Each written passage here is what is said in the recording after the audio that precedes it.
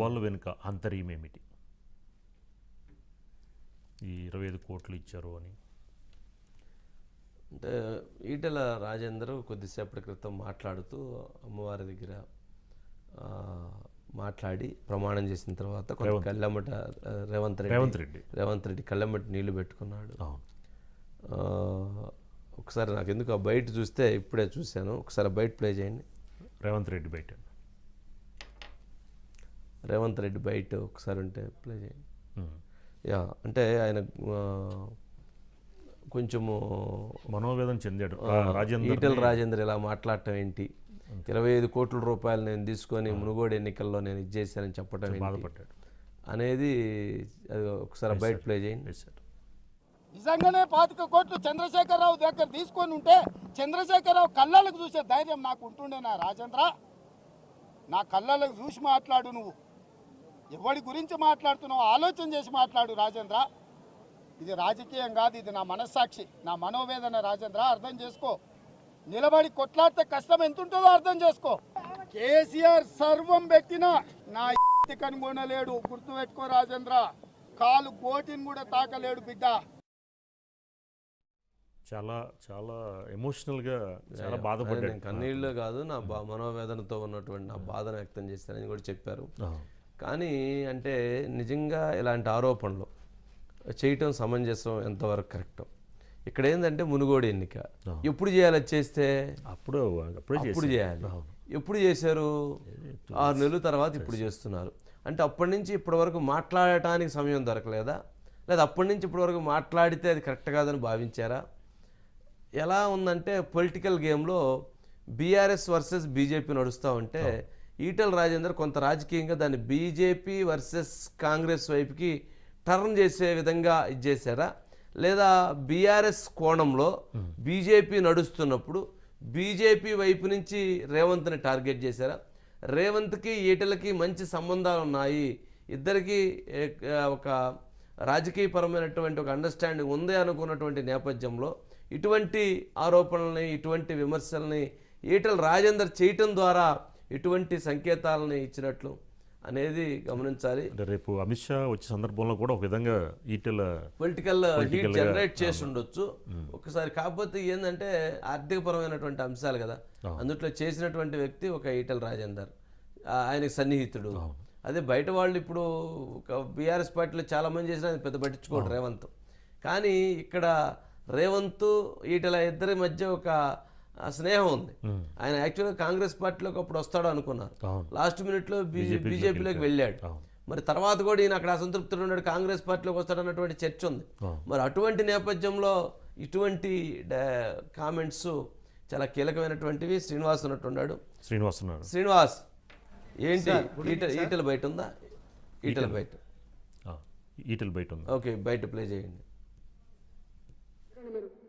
గుండె మీద చేసుకొని చెప్పమని చెప్పండి.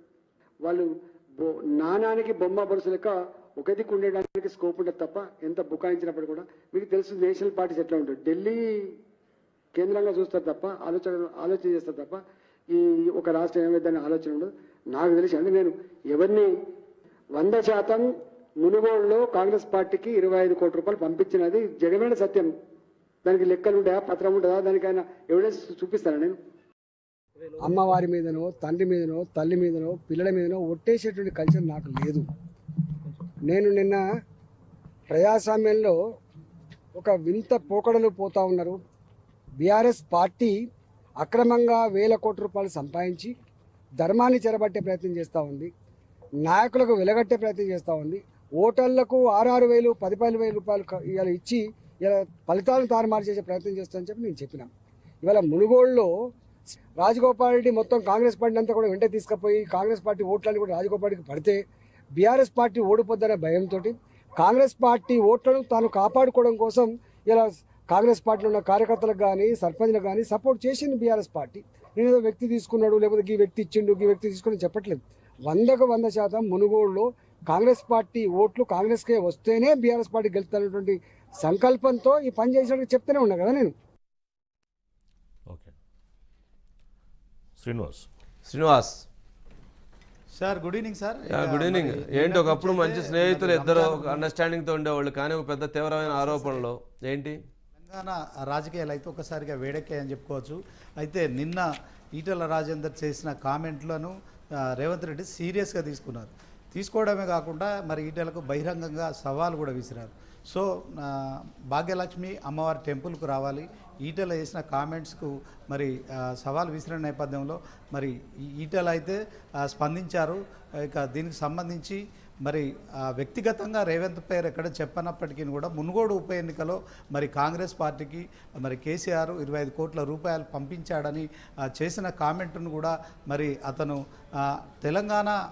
తెలంగాణలో మరి బీఆర్ఎస్ పార్టీకి సంబంధించిన అధినేత సీఎం కేసీఆర్ రాజకీయాల్లో మరి డబ్బులు అక్రమంగా సంపాదించడమే కాకుండా ఇక ఇలా ఖర్చు పెడుతున్నానని ఆ ఉద్దేశంతో చెప్పాను తప్ప ఎవరిని వ్యక్తిగతంగా కూడా కించపరచలేదని చెప్పాడు. అయితే మరి రేవంత్ రెడ్డి ఈటలకు సవాల్ విసిరాడు. దాని ప్రకారమే మరి సాయంత్రం 6 గంటలకు మరి చార్మినార్ వద్ద ఉన్న భాగ్యలక్ష్మి టెంపుల్ వద్దకు రావాలని కూడా ఈటలకు సవాల్ విసిరిన నేపథ్యంలో మరి రేవంత్ రెడ్డి అయితే భాగ్యలక్ష్మి అమ్మవారి టెంపుల్ దగ్గర కూడా రావడం, తర్వాత మరి భాగ్యలక్ష్మి అమ్మవారి మీద ఒట్టేసి కేసీఆర్ నుంచి ఒక్క రూపాయి కూడా తీసుకోలేదని చెప్పి కూడా ప్రమాణం చేశారు. ఈ నేపథ్యంలోనే మీడియాతో మాట్లాడుతూ మరి ఈటలపై కూడా సీరియస్ అయ్యారు, ఫైర్ అయ్యారు. నేను కేసీఆర్పై నేను ఒకవైపు గొంతెత్తుతుంటే మరి ఈటెల లాంటి వ్యక్తి మరి నన్ను నా గొంతు నొక్కే ప్రయత్నం చేయడం ఎంతవరకు సమంజసం అని చెప్పి రేవంత్ రెడ్డి భావోద్వేగానికి కూడా లోనయ్యారు. నన్ను కొనే వ్యక్తి ఇంతవరకు పుట్టలేదు, ఇక ముందు పుట్టబోడని కూడా చెప్పాడు. ఈ క్రమంలో మాట్లాడుతూనే మరి ఈటెల విషయంలో మరి తనకు కొంత సానుభూతి ఉండే 20 సంవత్సరాలు మరి సీఎం కేసీఆర్తో జర్నీ చేశాడు. కొంత మరి సానుభూతిని కూడా మరి ఈటెల చేసిన కామెంట్స్ నేను జీర్ణించుకోలేకపోతున్నా, ఇది ఈటెల రాజకీయ దిగజారుడుతనమని కూడా చెప్పిన పరిస్థితి ఉంది. ఓవరాల్గా మరి గతంలో మరి సీఎం కేసీఆర్ ఈటెలను బర్తరఫ్ చేసిన మంత్రి పదవి నుంచి బర్తరఫ్ చేసిన తర్వాత మరి హుజరాబాద్ ఎమ్మెల్యేగా ఉన్న ఈటెల రాజేందర్ బీఆర్ఎస్ పార్టీకి రాజీనామా చేసి మరి ఒక దశలో రేవంత్తో కలిసి కాంగ్రెస్తో మరి టికెట్ తీసుకొని పోటీ చేస్తాడని అంతా భావించారు. వాళ్ళిద్దరి మధ్య కొంత స్నేహపూర్వకమైన వాతావరణమే ఉండేది. గతంలో కూడా మరి ఈటెల రాజేందర్ ఇంటికి రేవంత్ రెడ్డి కూడా వెళ్ళినట్టు సమాచారం. అలాగే ఈటెల రాజేందర్ కూడా రేవంత్ రెడ్డిని కూడా కలిశారు. ఇక కాంగ్రెస్ పార్టీలోకి ఎంట్రీ ఇస్తాడు అనుకుని అందరూ భావించారు. అలాంటి సమయంలో వాళ్ళిద్దరి మధ్య మైత్రి అయితే కొనసాగింది. మరి ఇక సార్ మీరు అన్నట్టు ఇక ఇన్ని రోజులు బీఆర్ఎస్ బీజేపీ రాజకీయాల నడుమ మరి కొత్తగా ఈటెల చేసిన కామెంట్స్ అయితే మరి కాంగ్రెస్ను కూడా లాగినట్టయింది. మరి బీఆర్ఎస్ నుంచి డైవర్ట్ చేయడానికే మరి ఈటెల ఈ రకంగా కామెంట్ చేశారనే కూడా వినిపిస్తోంది. ఓవరాల్గా మరి ఇన్ని రోజులు బీఆర్ఎస్ బీజేపీ పొలిటికల్ గేమ్లో మరి కాంగ్రెస్ను కూడా ఈటెల లాగినట్లయింది ఈ కామెంట్స్తోని. మరి ఈటెల స్వయంగా మరి రేవంత్పై కూడా ఇలాంటి కామెంట్ చేయడం పట్ల మరి రేవంత్ రెడ్డి అయితే మరి పూర్తి స్థాయిలో చెప్పిన సమయానికి మరి భాగ్యలక్ష్మి టెంపుల్ వద్దకు వచ్చి అమ్మవారి మీద ప్రమాణం చేసి మరి అక్కడి నుంచి వచ్చిన తర్వాత ఈటెల మరి నువ్వు ఒక నోటీసు ఇస్తే లొంగిపోయినావు, కానీ నేను ఎప్పుడు కూడా లొంగిపోలేదు, నా జీవితంలో నేను ఎవరికి లొంగిపోలేదు, నన్ను కొనేవాడు ఇంతవరకు పుట్టలేదు, 6 నెలల్లో సీఎం కేసీఆర్ సీటునే తీసుకుందాం అనుకుంటున్నాను, 25 కోట్లకు నేను అమ్ముడుపోతానా అని చెప్పి కూడా ఆ భావోద్వేగానికి లోన్ అవ్వడమే కాకుండా ఈటెల లాంటి వ్యక్తి ఇలాంటి కామెంట్ చేయడం పట్ల కూడా మరి రేవంత్ రెడ్డి తీవ్రంగా స్పందించారు. మరి చూడాలి దీనికి సంబంధించి ఈటెల కూడా మరి అతను చేసిన కామెంట్లలో రేవంత్ రెడ్డి పేరు ఎక్కడ చెప్పకున్నప్పటికీ కూడా కాంగ్రెస్ పార్టీకి మరి కేసీఆర్ మునుగోడు ఉప ఎన్నికలో 25 కోట్ల రూపాయలు ఇచ్చాడని చెప్పి ఇది ఓపెన్ సీక్రెట్ అని చెప్పడం, తర్వాత దానిపైన కూడా మీడియా మరి స్పందించమని కోరినప్పుడు నేను విడివిడిగా వేరువేరుగా స్పందించను, రేపు ఆదివారం మీకు అన్ని విషయాలు చెప్తాను, ఈటల తాటాకు చప్పుళ్లకు భయపడనని చెప్పడం మరి ఈ సిరీస్ అయితే కంటిన్యూ అయ్యేటట్టుంది.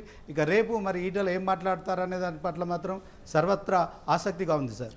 అంటే ఒక భర్త ఇద్దరు భార్యలు సినిమా ఉంది, ఒక భార్య ఇద్దరు భర్తలు ఇంకో సినిమా ఉంది, చూసావా సార్? ఒక ప్రేయసి ఇద్దరు ప్రియుళ్ళు ఒక సినిమా ఉంది, ఒక ప్రియుడు ఇద్దరు ప్రియురాళ్ళు ఇంకో సినిమా ఉంది. నేను చూడలేదు కానీ మొత్తానికి అటువంటి